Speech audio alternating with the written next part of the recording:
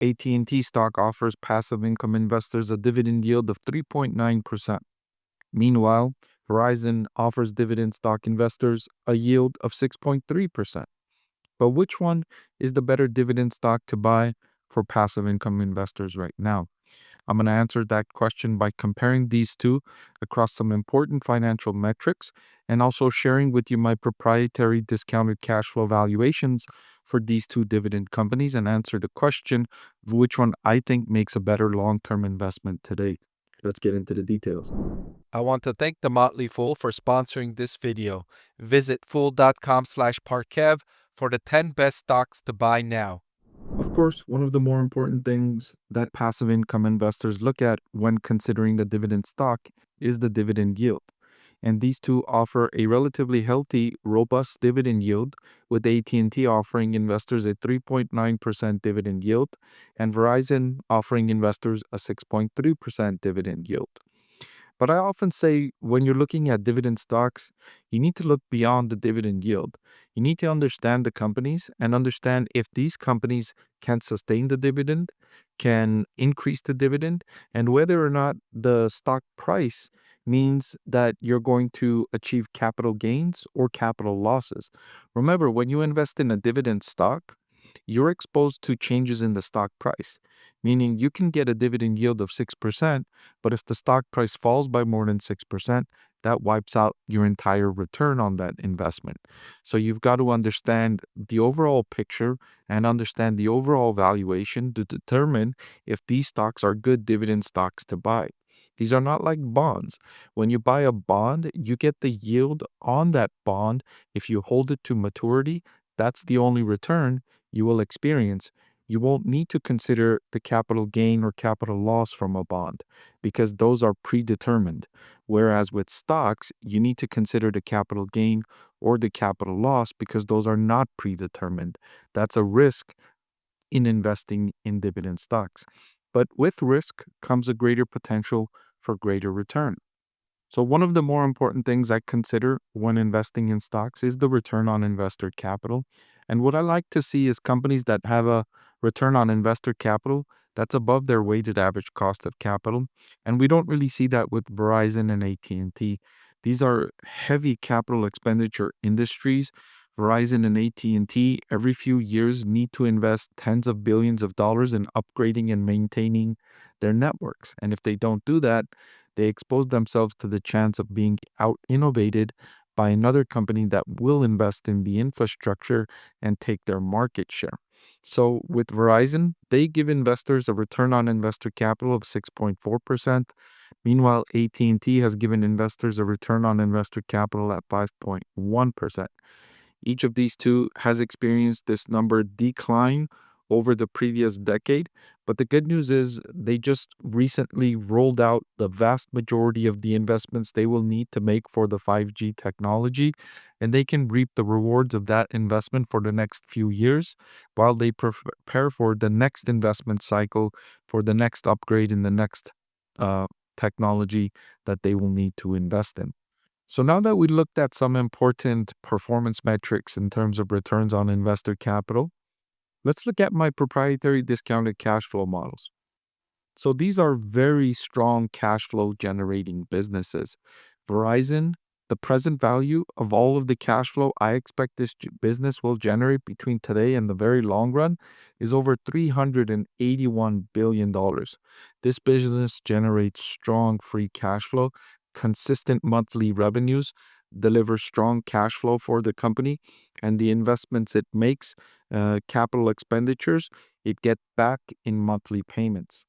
The weighted average cost of capital is still relatively low at 7.24%, even though the return on investor capital is even lower at just 5%.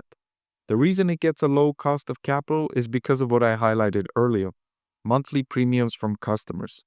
Customers pay Verizon a monthly payment for their service, and they're unlikely to cancel this service. Even during economic turmoil, even if people lose their jobs, one of the last things they will consider eliminating from their monthly budget is their smartphone payment, right? Because you need that When you're searching for a job, you need that to communicate. It's one of the last things you will eliminate from your budget. And that stickiness of its customers gives the company a lower risk profile. In fact, its beta is just 0.37. That means that if the S&P 500 index moves up by 1%, Verizon stock will move up by only 0.37% and vice versa on the downside. It's a proxy for riskiness. And usually companies that have a low risk business model will have a lower beta. Their business will fluctuate less wildly than the S&P 500. One of the more risky things about Verizon stock, although, is the company's very high debt levels. It has over $174 billion of debt. It's working to lower that debt, especially as interest rates have increased. When some of this debt is coming due, the company is choosing to pay it down rather than refinance and extend to the future. And the company generates nearly $20 billion in annual free cash flow. So it has plenty of cash to support its debt and pay down the debt as it comes due. However, if there should be some disruption to its business, then this higher debt level means the risk to the business having some devastating outcome is even greater. The outcome of my intrinsic value per share calculation, or the outcome of all of these estimations about the company's future free cash flow discounted at the weighted average cost of capital, is the price per share I feel Verizon stock is worth. And according to my calculations, I feel this business is worth about $50 a share. Right now, you can buy Verizon at $43 a share. So it looks undervalued. And what that means is, in addition to receiving the dividend yield, I believe that with Verizon, you'll experience a capital gain over the next year, over the next 2 years. I think it's more likely that the stock price goes up than the stock price goes down over the next year, over the next 3 years, and over the next 5 years. I can't say the same for AT&T stock in terms of the stock price capital gain.